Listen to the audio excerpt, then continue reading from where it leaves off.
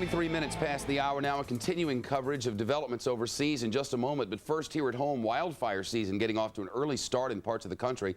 In Colorado, firefighters are just now getting a handle on a 9,000-acre wildfire that prompted the evacuation of 150 homes west of Fort Collins. They say they expect to contain those flames by tomorrow. People who live there getting the all clear to come back. But the way things are shaping up, more fires could follow, and it's still a full 2 months before these things normally get started. From Studio B to our Rocky Mountain newsroom, and Alecia Acuna now. Alecia? Hi, Shep. Parts of Colorado have snow in the forecast for later this week, so you can imagine how crews were caught off guard by this fast-moving fire that started last week. Snow and wildfires usually don't go hand in hand, but this season is shaping up to be anything but usual. The Picnic Rock Fire, as it's called, began when a couple of local residents tried to burn debris in their yard. A risky idea at any time, but with extreme dry conditions that the western U.S. drought has produced, it ignited a fast-moving fire, and even experienced firefighters were surprised, and because of that, we're faced with a resource dilemma. If this fire had started 2 months from now, they would have had crews and equipment in the areas of the country waiting for the signal. But when something like this happens in usually wet April, it's not a good sign of what's to come.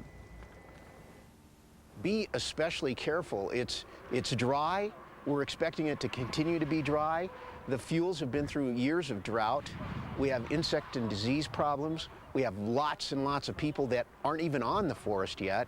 You know, visitors and recreators will be on the forest pretty soon.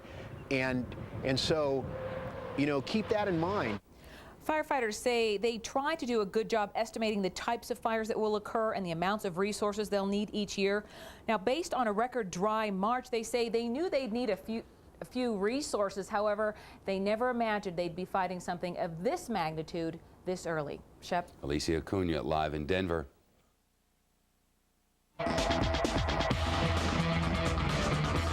Wicked weather, flood warnings again today in South Texas with more rain in the forecast. Kids don't get too many snow days down there, but lots of them are getting a rain day today. Some roads and highways still closed while Texas cleans up from a long weekend of rain, hail, and flash floods. And with that, your Foxcast after days of storms in the south, a break in sight for Texas.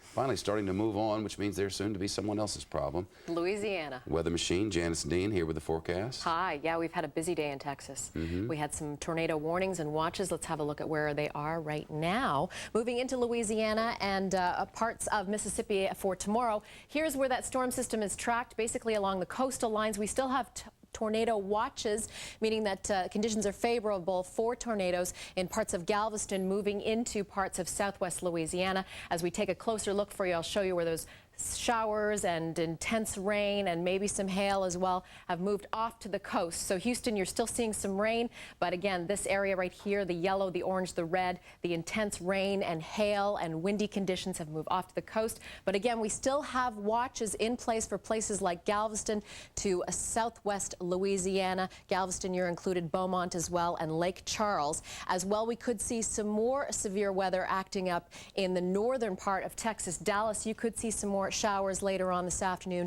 into this evening. So this is the hot spot right now. Again, these showers and these intense storms are going to move into Louisiana and Mississippi by tomorrow. So we'll keep an eye on it for you. Shep, back to you. All right, Janice, thanks very much. Live from Studio B.